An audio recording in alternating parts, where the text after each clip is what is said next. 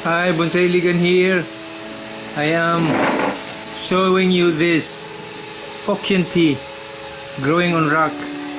This Fukien tea has been on this rock for about 2 years, more than 2 years, and this is quite stable now, and that's why I'm showing it off to you so that it will add to your sort of experience in bonsai.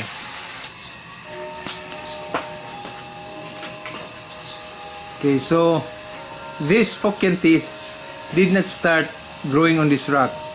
This started as a ornamental plant growing on a pot, which then I bought and then let it grow in that pot for about 5 years or more. So it grew big, and then I transferred it in this rock. And so this is now about 2 years in this rock. Sige, panguhain ng yellow doon. So if you notice, there are leaves which are yellow or totally dying, and so Dudong is picking up on it one by one. So that's the rock. Notice that the rock has a lot of crevices, so if you are going to select rocks, better choose ones which have a lot of crevices wherein the roots can penetrate. When you plant bonsais on rocks, you would like to have the roots really penetrate into the rock. So for example, this one, sometimes we forget to water this, but it is still surviving because the roots are already very much embedded in the rock.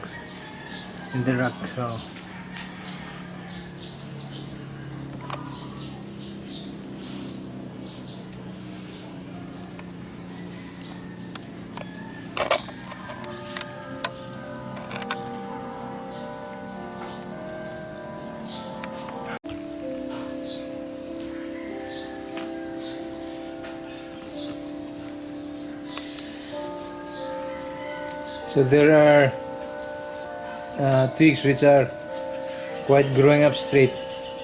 Those are the ones which are being pruned to maintain the canopy.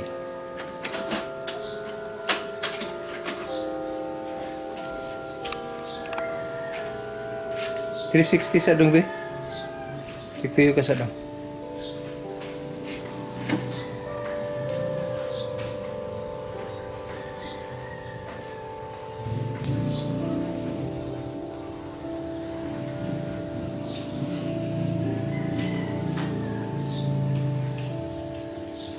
The trunk of this Fukien tea is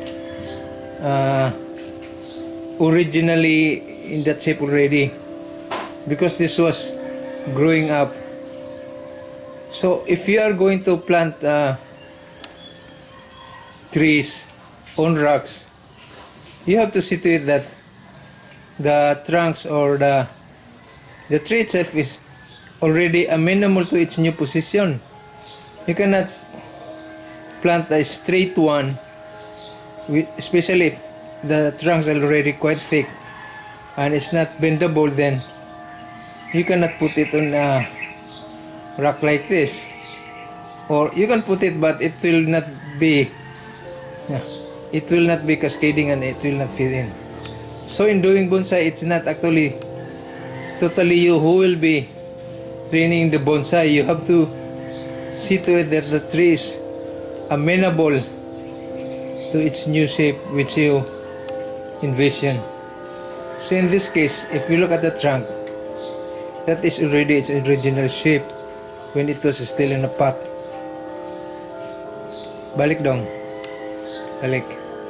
Sige, stand by. Which was already in the pot, that is already its new position. See?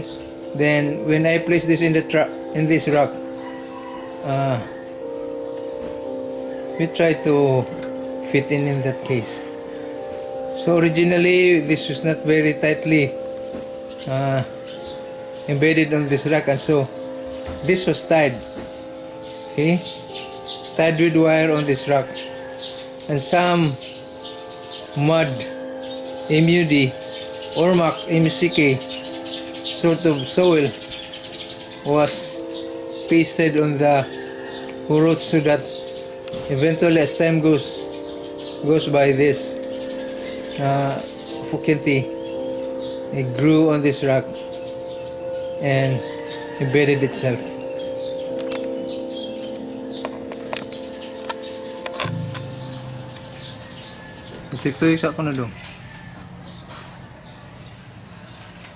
So this rock is now, it's standing on a small concrete pot. Actually the pot is quite small, but anyway this can always be transferred. So that's the way we grow bonsai. Sometimes they are not in its appropriate pot, but eventually we transfer it.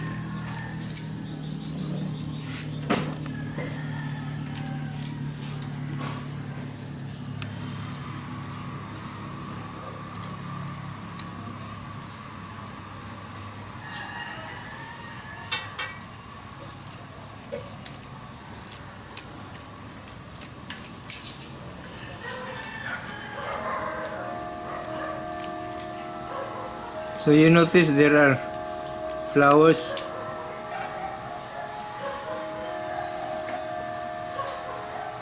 Ibalik siya ito nung tanaw ko foliage lang.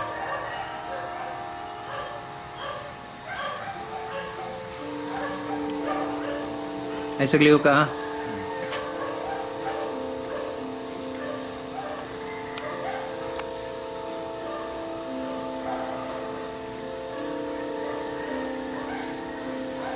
The flowers of this Fukien tea are white and very small.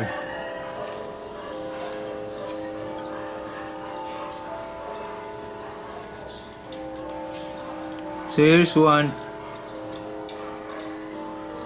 Okay.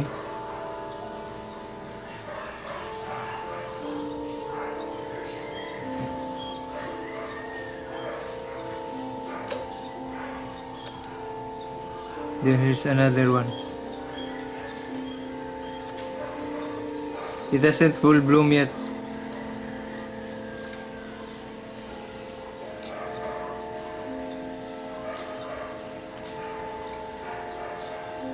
Fukien teas are originally from China.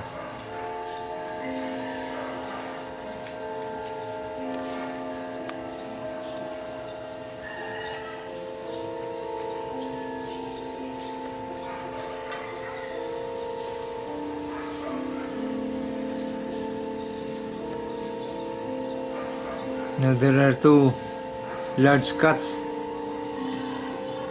These cuts here were cut so that you will to arrive only onto one sweeping cascade branch. This branch.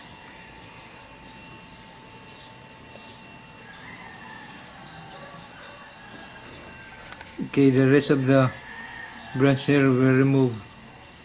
And so to create that sweeping branch, or to emphasize that sweeping branch. Okay, so basically that's it. Tuyok pa dong paspas dong. Foliage sa tantanaan. Those long ones will later be pruned, but not now in this video.